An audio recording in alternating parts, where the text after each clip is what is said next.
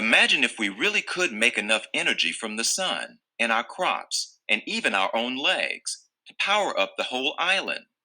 Then we wouldn't need the oil tankers to come here. We wouldn't have to worry about all the world's oil running out. And we wouldn't need electricity to be sent from the mainland. Renewable resources are so much cleaner. And think of the money we'd save. We just need to think big. But do you think we can really create that much energy ourselves? Asked Naja. From just the sun, our crops, and our legs? Well, said Catherine, if there's one thing our island has plenty of, it's wind. Maybe we should start with wind energy. That's a wonderful idea, said Mr. Hermanson. Who's with me? Hold on to your hats, we all said. We kids were very excited about all the new ideas. But as for the grown-ups, well, it took them a while to catch on. It will cost millions, said Jorgen Tranberg. All these cows keep me busy enough already. Heat from the sun? Said Peter Poland. Why would we bother with that? As long as I can keep my house warm and watch TV, I'm happy. I don't need change. Bicycles, said Mogens Mahler. No way. I love my truck. Why us? Said Dorothy Knudsen.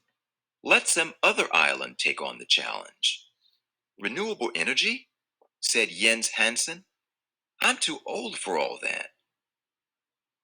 Simsu is just an ordinary kind of place, said old Jorgensen.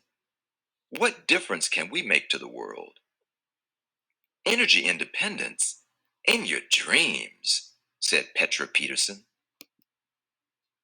But Soren Hermansen wouldn't give up. He called lots of local meetings. There's energy all around us, he told the islanders. We just need to work together and think big to make the best use of it. Teach the children to do it. What if I built a small wind turbine for my family? We're just a little island. How can we make a difference? Brian, don't talk about small. You've got to think big. He talked to everyone. The soccer team, the farmers at market, all the teachers, the police, the lighthouse keeper, the fisherman, the harbor master, the dentist. This went on for several years. People listened, and lots of them even agreed with what Soren Hermansen was saying. But nothing happened.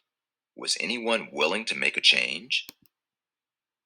Then one day, the electrician, Brian Kier, called Soren Hermansen. I'm thinking small, he said. I'd like to put up a second-hand wind turbine next to my house. Jorgen Tranberg was thinking big. I want a huge wind turbine.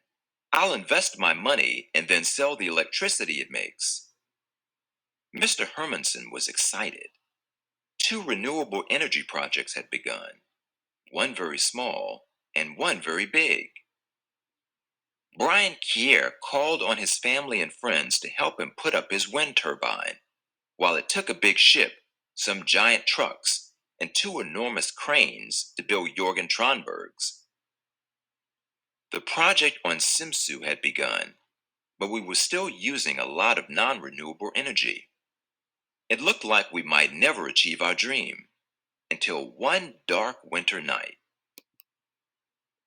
Sleet and snow blasted across the island. Suddenly, all the electricity on the entire island went out. Everything was dark. Everything, that is, except Brian Kier's house. Free electricity, shouted Mr. Kier. My turbine works. Tonight, I'm energy independent. Sure enough, the blades on Mr. Kier's new turbine were whooshing and whirring in the wind.